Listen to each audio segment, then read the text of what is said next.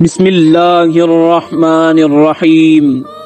اللہ کے نام سے شروع جو بڑا مہربان نہایت رحم والا ہے۔ حضرت الیاس علیہ السلام لبنان کے شہر بالبک میں 9ویں صدی قبل مسیح میں پیدا ہوئے۔ اللہ تعالیٰ نے ان کو بہت سے معجزات عطا کیے، جیسے ایک مردہ لڑکے کو زندہ کرنا، خشک سالی کو ختم کرنا، قحط کے دوران کوے سے کھلایا جانا۔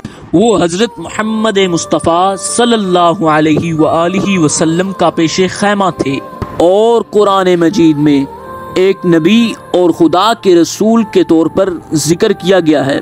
حضرت الیاس علیہ السلام اپنی قوم کی طرف بھیجے گئے۔ انہوں نے اپنی قوم کو ایک اللہ کی طرف آنے کی دعوت دی، لیکن انہوں نے انکار کیا۔ حضرت الیاس علیہ السلام نے بہت سے معجزات سر انجام دیے۔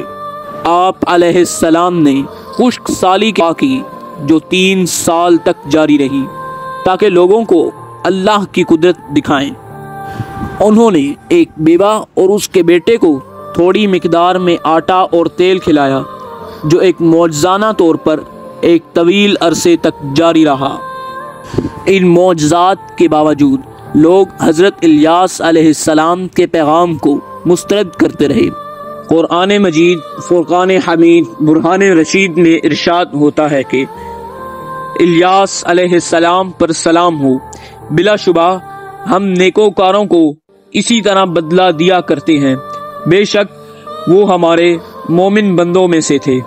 بنی اسرائیل کی بالبک بستی کا بادشاہ اور اس کی رعایا بت پرست ہو گئے تھے، اور انہی کی ہدایت کے لیے حضرت الیاس علیہ السلام نبی ہوئے، اور ان لوگوں کی بت پرستی کے سبب سے ان لوگوں کو عذاب الہی سے ڈرایا۔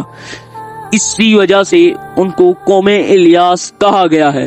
حضرت الیاس علیہ السلام بعض کے نزدیک حضرت ہارون علیہ السلام کی نسل سے ہیں۔ اللہ تعالی نے ان کو ملک شام کی ایک شہر بالبک کی طرف بھیجا۔ وہ لوگ بال نامی ایک بت کو پوجتے تھے۔ حضرت الیاس علیہ السلام نے ان کو خدا کے غضب اور بت پرستی کے انجام بد سے ڈرایا۔ بال سے مراد وہ بت ہے جسے حضرت الیاس علیہ السلام نے توڑا اور ان لوگوں کے پاس سے چلے گئے۔ یہ بت سونے کا تھا، اس کی لمبائی 20 ہاتھی اور اس کے 4 منہ تھے۔ اس کی وجہ سے لوگ آزمائش میں مبتلا ہوئے۔ یہ قوم بال کی پرستش میں مبتلا تھی۔ اس کی تعظیم اس حد تک کرتے تھے کہ اس کی نگرانی اور خدمت کے لیے 400 مجاور مقرر کر رکھے تھے، جن کو وہ انبیاء کہتے تھے۔ شیطان بال کے پیٹ میں گھس کر بولتا، اور یہ خدام کان لگا کر ان کا کلام سنتا۔ شیطان کوئی گمراہ کن قانون مجاوروں کے دل میں ڈال دیتا تھا، اور مجاور وہ حکم لوگوں کو بتا دیتے تھے، اسی لیے ان مجاوروں کو انبیاء کہا گیا ہے۔ یہ مشرق میں آباد سامی اقوام کا مشہور اور سب سے زیادہ مقبول دیوتا تھا۔ یہ بت مذکر تھا۔ موابی اور مدیانی قبائل خاص طور پر اس کی پرستش کرتے تھے، اس لیے بال کی پرستش عہد قدیم سے چلی آتی تھی، اور موابی اور مدیانی اس کو حضرت موسیٰ علیہ السلام کے عہد سے پوجتے چلے آتے تھے۔ چنانچہ شام کا مشہور شہر بالبک بھی اسی کے نام سے منسوب تھا، اور حضرت شعیب علیہ السلام کو مدین میں اسی کے پرستاروں سے واسطہ پڑا تھا۔ بعض مورخین کا خیال ہے کہ حجاز کا مشہور بت ہیل بھی یہی بال ہے۔ بال دیوتا کی عظمت کا یہ حال تھا کہ وہ مختلف مرینا عطا و نوال کی وجہ سے مختلف ناموں کے ساتھ موسوم تھا۔ قوم الیاس فلسطین کے مغربی وسطی علاقہ سامرا میں آباد تھی، اور چونکہ بال کی پوجا کرتی تھی، یہی لوگ شام کے علاقہ میں اہل بالبک کہلاتے۔ اسی وجہ سے ان کے شہر کا نام بالبک پڑ گیا۔ بائبل کی کتاب سلاطین میں ہے کہ بادشاہ اخی عد کی بیوی ازابیل نے بال نام کے ایک بت کی پرستش شروع کی تھی۔ حضرت الیاس علیہ السلام نے انہیں بت پرستی سے روکا اور معجزے بھی دکھائے، لیکن نافرمان قوم نے ہدایت کی بات ماننے کی بجائے حضرت الیاس علیہ السلام کو قتل کرنے کا منصوبہ بنایا۔ اللہ تعالیٰ نے ان کے منصوبے کو ناکام بنا خود انہی پر بلائیں مسلط فرمائیں اور حضرت الیاس علیہ السلام کو اپنے پاس بلا لیا۔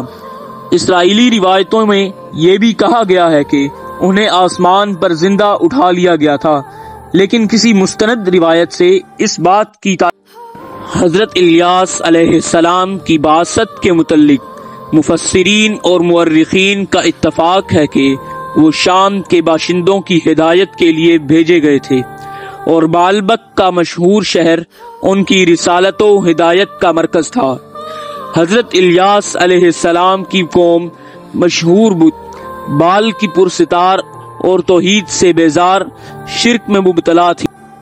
خدا کے برگزیدہ پیغمبر نے ان کو سمجھایا اور راہ ہدایت دکھائی، صنم پرستی اور کواکب پرستی کے خلاف وعظ و پابند کرتے توحید خالص کی جانب دعوت دی۔ قرآن مجید کی 2 صورتوں میں آپ علیہ السلام کا ذکر آیا ہے۔ سورہ انعام کی آیت 85 میں زکریہ علیہ السلام، یحییٰ علیہ السلام اور عیسیٰ علیہ السلام کے ساتھ آپ علیہ السلام کا نام آیا ہے، اور قرآن مجید نے ان چاروں کو صالح کہا ہے۔ سورہ صافات آیت 123 میں آپ کو رسولوں میں شمار کیا گیا ہے۔ پھر آیت 124 اور 129 تک آپ کا مختصر قصہ ہے کہ آپ کی قوم بال نامی بت کو پوجتی تھی۔ بال سونے کا بنا ہوا تھا اور 20 گز لمبا تھا، اور اس کے 4 چہرے بنے ہوئے تھے، اور 400 خدام اس بت کی خدمت کرتے تھے جن کو ساری قوم بیٹوں کی طرح مانتی تھی، اور اس بت سے شیطان کی آواز آتی تھی جو لوگوں کو بت پرستی اور شرک کا حکم سنایا کرتا تھا۔ حضرت الیاس علیہ السلام نے اسے خدائے واحد کی پرستش کے لیے کہا۔ اسی سورت کی آیت 130 میں آپ کو الیاسین بھی کہا گیا ہے، مگر مترجمین اور مفسرین نے الیاسین کو الیاس ہی لکھا ہے۔